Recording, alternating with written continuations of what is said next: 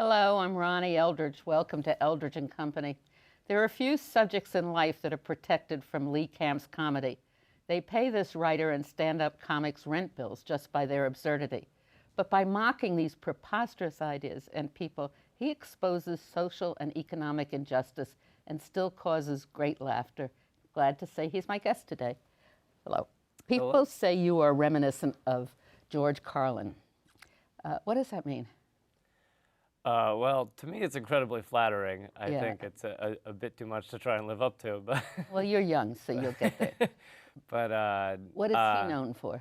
Was he? well, he was known for pushing the limits and for kind of, like you said, calling us on our absurdity and our hypocrisy. And he did plenty more. There was plenty of his stuff that was simply for the laughter. But I think that's the comparison people are making is simply the cultural criticism and the kind of forcing people to recognize truths that we don't always want to look at about our lives. That's an important point for you. Kelly Carlin, who's his daughter, opens for you sometimes in a comedy act, right? Well, Or she one has. time. Yeah, she, all right. She And came and did the intro. She says you're the intelligent. She made a mistake. She said you're the intelligent man's comedian, and I got offended by that. But so tell her next time if she does it, you're the intelligent person's comedian. Were you? And you have this sensibility. I mean, you are really interested in some of the most important issues of the day, but your humor covers it. So you just touched on it before. You said that people. Well, you also said you don't like boring things. So tell me about this. Well, I think that these things are very difficult to talk about, a lot of the subjects I hit on, and it's the laughter that makes people able to sit through an hour of it, or even just 15 minutes of it. I had someone at the end of my last hour a year ago, as they were leaving, they were like, I loved it, and I need to go somewhere and have a drink and think about this. Right. And so it's like, but without that laughter, it's just a painful conversation, I feel like. So I try and ease it all with the laughter. It's the vitamins in the applesauce. So which came first? The sensibility about all the terrible things around you, or what people are doing that are so bad, or the humor? Or did they just come at the same time? What made you hit on this?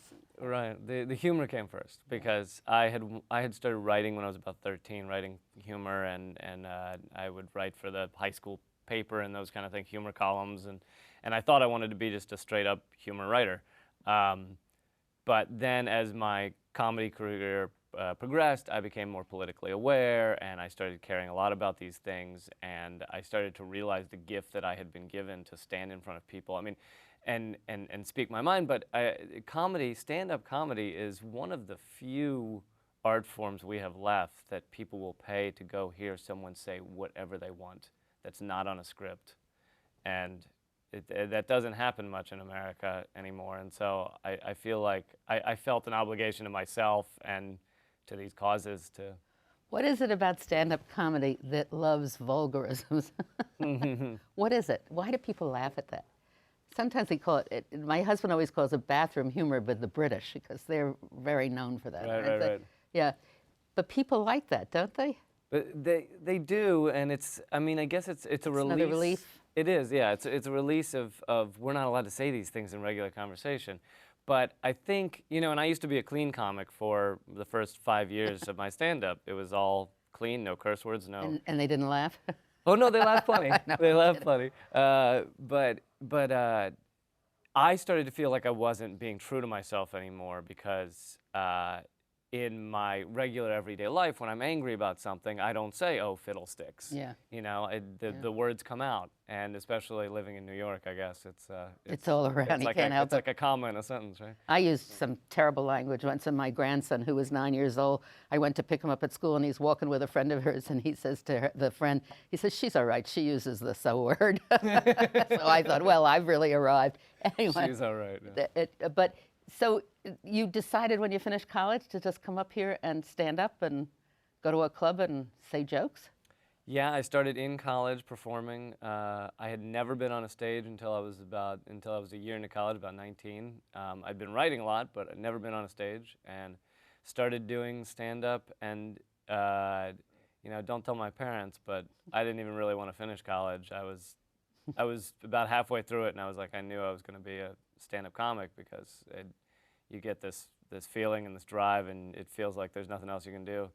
And so I pretty much knew at that point, but finished college, came up here. You really like it. I mean, you like the feedback from the audience and the fun. It gets to be really kind of powerful, doesn't it? It's like a politician making a speech, is a good speech, you know? Yeah, yeah. I imagine that the thrill Yeah. is similar. Yeah. To feel the audience. And I actually, so I've done a couple of shows several shows where it's kind of like my audience, and they're very left wing. They know my stuff. They're coming to see it, and I actually enjoy performing in front of them a little bit less. They're great, but a little bit less than that audience that doesn't know what's coming, because there's something about kind of converting people or making people think about ideas they weren't ready to think about, as opposed to this is what we expect from. It's a challenge that you have to overcome. So I remember coming to see you when you were very new. Probably clean. I don't know if you were or not. Actually, we should tell the audience that your grandmother's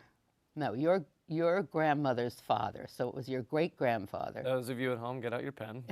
Your great-grandfather was my grandmother's brother. And so in the family, we're still friendly. And your folks come from Richmond, which is where you were born, right? In Richmond, Virginia. And all of a sudden, we had a stand-up comic in the family. And it was really kind of terrific. So, of course, we went to hear you. And now we've got a little bit of everything in the family. Right, everything. Film producers, lawyers, everything. But I remember at this club, and it would have made me, and I like to make speeches, so I would have been really nervous, except I guess you're sure enough about your work. Yeah, I mean, I was definitely nervous those first few years. So Yeah. every night it was nerve-wracking. Yeah. But yeah, I've kind of gotten used to it. But You always have to be a little nervous, don't you? well, you know, You always have to have that tension. the most thrilling times are when the nerves come back. Yeah. I didn't feel that way for those first 2 years, but Yeah. but nowadays it's rare. It's usually like a big show or something, and I'll feel them again, and I'm like, oh, remember this? So. What I loved about the comedy club here is that you do a performance, but before the performance, you're out on Broadway in Times Square handing out notices or invitations. I don't know if you were, but they are. Just People to do it. respect just to defend my honor here, that was years ago. I know, that's young comics. Oh, I don't mean it now. I meant earlier. But if you walk, got out that I was if handing you out walk the- through Times Square and you're handed a card about a comedy show, a comedy club, chances are that the person giving it to is a young comedian who's trying to get in to hear him, right? That's how I started Great. in New York City, was, and that shows the motivation. You got to really want Yeah, to do it to yeah. stand on that Times So, Square. but you're, and it was as you said, -9 degrees standing there. did people take them? Sometimes. Yeah, it's horrible. It's like handing out political literature. It is. They walk past you as if you're not even there. Oh, they're like Horrible. disgusted. Yeah, right. But you've moved up, and you now tour the world, actually, don't you? Almost. Yeah. It's not like it's billions of people flooding to the Lee Camp concerts, but yeah, I've been touring. Soon I'm headed to Barcelona, Madrid, Edinburgh, Glasgow, London. And do the different countries get the same humor? It varies a little, but my humor, luckily, has been pretty good at transferring to other cultures. And I think a lot of it has to do with the way kind of America's transported our culture around the world. I mean, I was just playing Australia, and they have all our old TV. I turn on the TV, it's Family Ties from Yeah. sitcoms from the 80s. So what did you say in Australia? What did you talk about? I had new stuff on the WikiLeaks things going on, and Julian Assange is from there, so Oh, that's true. Right. they were very familiar with that. What do you have to say about WikiLeaks? Well, I said first of all, I said I loved it because it's making rich, powerful people crap their pants, which makes me happy. Right. And then the other thing I said was that the media's making it every story about Julian Assange's rape allegations, when in fact that's just a side story. The true story is the truth that's coming out, and so, but that was the premise. Right. And what are some of the other topics that you talk about that are really important, like the death penalty? Mm-hmm. Yeah. Yeah. I've tried to be active as I can with the campaign to end the death penalty, and that's so I have a longer thing on the death penalty. I'm trying to think, but I have a longer thing on the death penalty, and it's got a bunch of big laughs, but it's not as hearty laughter because it's such a dark subject. But I'm okay with that because I'm kind of getting out little statistics as I go through the joke. It's, you know, like in equal cases, the number one determinant of whether the defendant gets the death penalty in studies is race of the victim, because we seem to view killing a white person as so much more horrible, subconsciously, I guess. And so it's those kind of facts, even though they're told with jokes, the audience leaves there still having those facts in their head, and that's kind of my goal.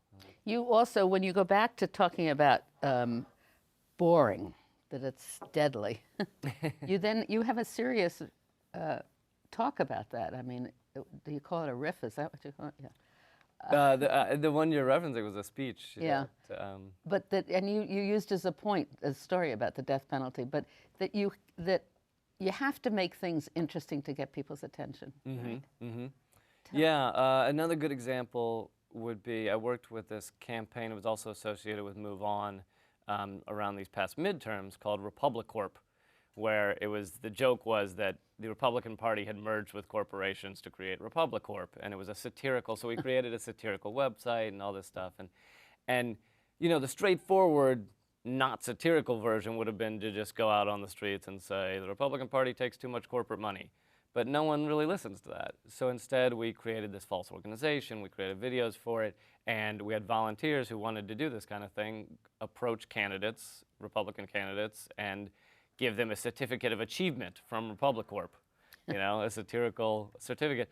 And it ended up getting people very angry, you know, the other side very angry, and, you know, one woman got pushed down by a Rand Paul supporter, and then that got all this CNN coverage. And so it kind of cuts through the noise a little bit more to make these things either satirical or funny or interesting, and it gets to a lot more people. So how do you get all this information? You read the papers, magazines, watch the YouTube, I mean, how do you keep up? Divine inspiration. Yeah. Just strikes me in my head. No, I read a lot of websites.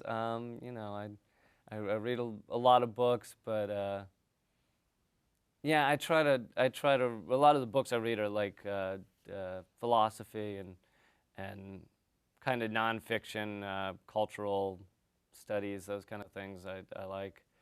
But yeah, my information, I guess it's mostly websites. I mean, I love a newspaper when I get my hands on one, but you know, it's tough to find them. The feeling, the newspapers are really pretty bad, aren't they? When you do college campuses, you're still doing college campuses. Some, yes. Yeah. What do you think about, what are college students thinking about? How do they react to all They're thinking about the Jersey Shore episode that was on last night. Is that right? You think that's what happened? Even over the course of my college touring, which has only been 7 years or so, I feel like the average, you know, I don't want to say the average intelligence, but maybe the average worldly intelligence or of what news is going on that matters in the world has gone down in college kids. I mean, there's a lot of topics I can't talk about, not necessarily because they'll get offended, but just because they don't know what I'm talking about. And there's also, you know what bugs me even more is there's a pride in the ignorance. I had a girl yell out, I had some reference, it was like a tag to a joke where I just throw off a reference to Karl Rove, and some girl yells out, "Who's Karl Rove?" And this was only 3 years ago. This wasn't like 2000 or something. And it wasn't the fact that she didn't know, which is disturbing enough, but it was the fact that she was so proud of, well, if I don't know it, no one knows it, and who cares? Yeah, it's just so disheartening. It's a terrible thing to say. You did some work at the Democratic Convention, and then did you do some work for Obama 2 years ago? Yeah, I did a lot of volunteering and yeah. So what kind of stuff how do you do that? What do you say? Who do you talk to? Well, the volunteering stuff was just straightforward. Yeah, the convention was performing. They had kind of shows going on that whole week, and so performed with a lot of great political comedians. And do you make fun of? I mean, you do make fun of politicians. Yeah. Or you attack them. Yeah. Do you get any personal responses from them? Do they hear about it? No. General Wesley Clark said I was very funny, but I didn't make fun of him. How did he hear you? Netroots Nation, the lefty blogger convention. I've performed there many times. And they've had, I've been on shows basically kind of like opening for Obama and Hillary Clinton and Al Gore was there one year. So a lot of these guys. Did you make fun of Al Gore? No, I don't. I wouldn't You make. wouldn't make fun I of him. wouldn't make fun of him like on the show. And actually, a lot of my humor is not. Making fun.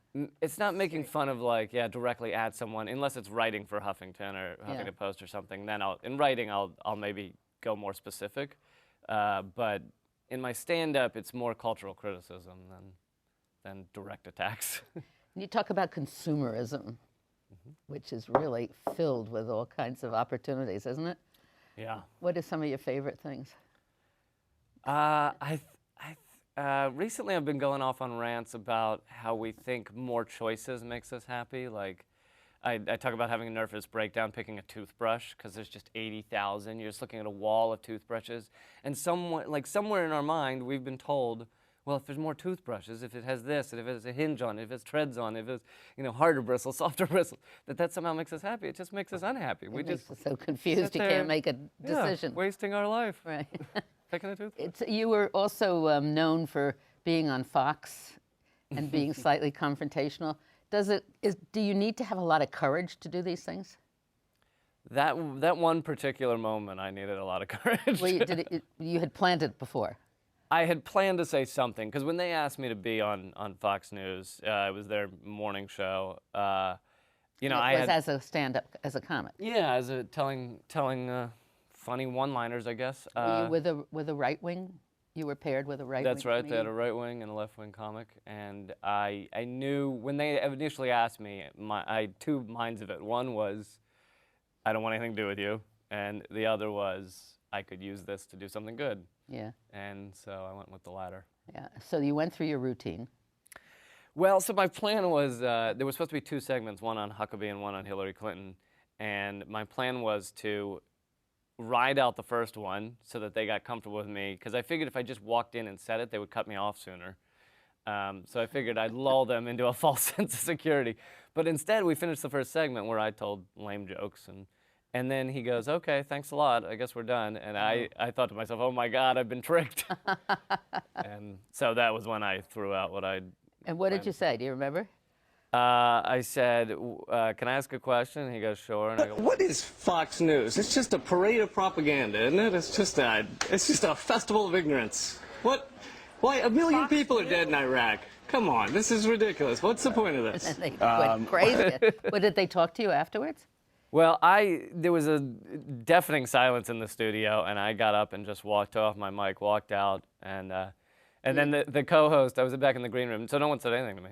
I was in the green room, and the co-host, who was not in our segment, acted like she'd been watching it, but she clearly hadn't, because she goes, great job, you were wonderful. And you liked that? It was funny, it was funny. Are the right-wing comics as good as the left-wing comics? Well, there's very How do few. they do that? There's very, How can they be funny? I don't know. I don't know. No, there's very few out there, and the ones that are out there, it is a tough line to walk because you're kind of defending the powerful. You're kind of going after the weak or the poor, and I guess a lot of people would say Dennis Miller is able to walk that line now, but I'm of the school of thought that he lost a lot of his humor when he made that switch. I loved his Saturday Night Live, yeah. his Saturday Night Live, and he put out a stand-up album in 1984 that I listen to this day that is amazing, and I think he's one of the greatest to ever do it. And then he made that switch, and it's tough to watch, especially coming from a rich person. So a rich person defending the rich is not easy to watch. It's not funny. Yeah.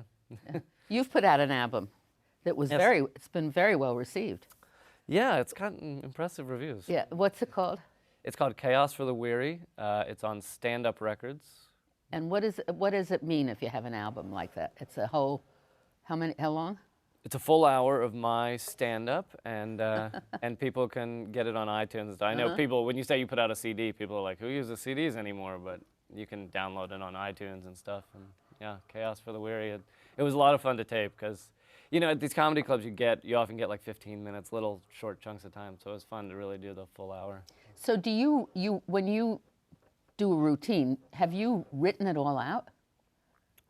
A lot of it, you know, I love to play with the English language and to play with words and things like that, and a lot of that needs to be done beforehand because it's not always easy to come up with that stuff as you're going. But a lot of it will change a little bit, but a lot of the ideas and everything, those are kind of written, yeah. And you remember it though. I mean, you don't have cue cards there. Yeah, Or well, do you have cue cards? no, I don't have any cue cards. It's like a lot of these jokes. It's like the first time or bits or whatever you want to call them. It's like the first time you do them, I'll only have them half memorized and I'll feel them out. And then the more you do them, they And it just become comes natural. more right? naturally memorized. Yeah. So tell me, I mean, let's go through some of the routines, but in a calm way.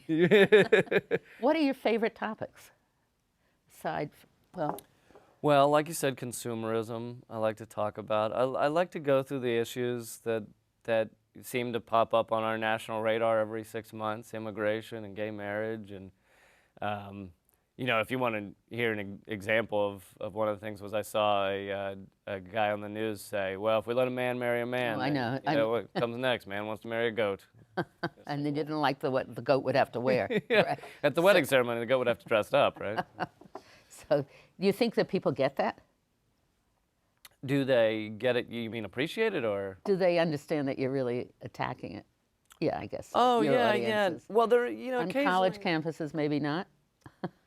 they usually get sarcasm. But you'd be surprised. There are. Sometimes I'll call it out if I'm at a comedy club and there's a section that they think you can tell they're kind of like when I say polar bears are jerks, because why do we have to watch them drift out on an ice cube? You know, move south, you dummies. Like when I say that stuff, there's a certain segment of the audience that doesn't understand sarcasm or Yeah. satire, and they're like, Yeah. why would he say that about the poor polar bears? Do you follow that up with global warming and stuff like that, or are you so subtle that you'll only do that? No, it's not that subtle. I have a long stretch on global warming. Yeah. And what about? Well, you said immigration. That you always attack it from the satire part of it, right? Sometimes I go back and forth. Sometimes. A good example, though, of my satire was back during the healthcare debate. I said the Republicans had vetoed healthcare for children, and that I understand because kids are annoying and they say stupid stuff. And you did some work with the union, healthcare union, SEIU. Yeah, that was satire. We put out a bunch of anti-healthcare, but a joke, anti-healthcare videos from a fake organization, Healthy Americans Against Reforming Medicine, which spells out harm. So, harm.org. That's very good. What about these guys who go in saying they're a reporter? Because I know you told a story where you said you were a film producer and you'd gotten the money and you're doing this film on the death penalty in Texas. Right. But what about these guys who have gone to Acorn and have gone to Planned Parenthood? They're doing, what are they doing? Are they doing satire? How do you classify that? No, they weren't doing satire. They were just doing straight up, I don't know, pranks, if you want to Yeah, call it that. yeah. But the thing that disturbed me about the Acorn thing was, you know, in a way, I defend what he was doing. I defend going in and trying to show injustices by, you know, hidden camera or whatever. But the Acorn videos, which was later detailed after Acorn already collapsed or whatever, were completely edited and faked. And you know, the main video, the main thrust that hurt them so badly was the guy.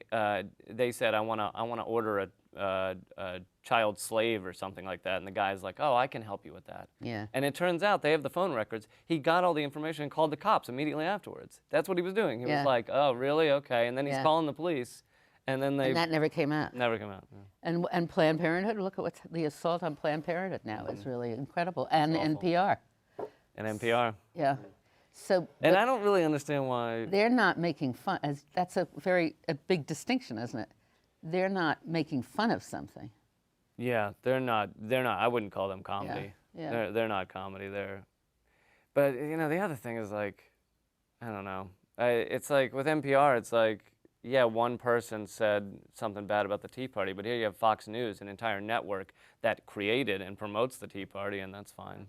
You have a show off Broadway about Tea Party. Let's talk about Laughing Literally. Laughing Liberally. Liberally, not literally. Yeah. We're doing an off-Broadway What is run. it? It's a group of comics. Yes, Laughing Liberally is under the umbrella of Living Liberally, which their website's probably livingliberally.org or something like that. And and Drinking Liberally has 300 chapters across the nation where people get together and talk politics. And so Laughing Liberally is the comedy part of it, and we're having an off-Broadway run. It's a crew of probably 7 to 10 comedians and the Living Liberally organization, and we're calling it This Ain't No Tea Party. And it's right off of Times Square there, and I think it's going till beginning of May, mid-May. So, did you, was Sarah Palin a good subject? I think Michelle Bachmann is better. I just, do you ever, have you said something about them? I have. I don't recall each thing, Yeah. but I don't like to go after topics that become too easy. Yeah. Like Sarah Palin, when it was So easy. at first, it was a lot of fun because it was like people were like, who Yeah. is this mysterious woman? But now it's, I stopped talking about Bush the last 2 years of his presidency because everyone's doing it. Right. So you have to, what you have to do is find that very special thing, right? That you're going to start some trouble. Are you a provocateur? You're a troublemaker? Is that what you'd like I to guess, be? yeah, Yeah. I'll go with provocateur. Yeah. You also have a thing about American history. What is that? I have a long bit, it's on the album, where I basically say, I've got an idea to help our kids become smarter, more intelligent, more cultured human beings, and I know it's crazy, but what if we taught them American history that actually happened? And then it kind of goes through the detailing of what really, like all this that we're told, and it's just ingrained in our minds, and Right. this whitewashed American history we're given. And So you have a website. People want to hear it. It's leecamp.net. .net. Yes, Lee Camp, And you C-A-M-P. and you do things on a regular basis for Huffington Post? Yes, I have been writing a long time for the front page for Huffington Post, doing humor on there. And I've kind of shifted more towards my own thing, which I enjoy doing, called Moments of Clarity, which are these 1-minute videos, which is less for Huffington and more kind of for my own site. But I try and do the same thing as my stand-up in those. I try and give information, but also make it funny. And So I think as we go out, we're just going to show that little clip about the death penalty where it's just visual and Right. something you put together.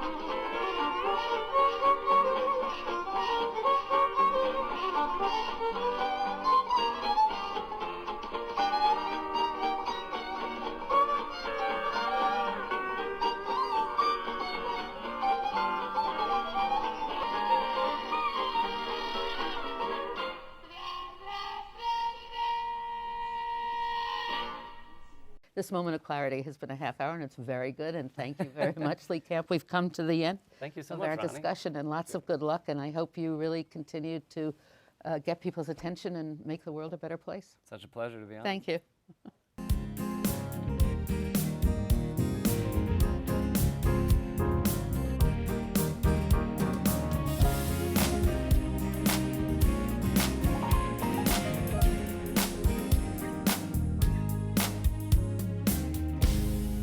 If there are any people you'd like to hear and topics you'd like us to explore, please let me know.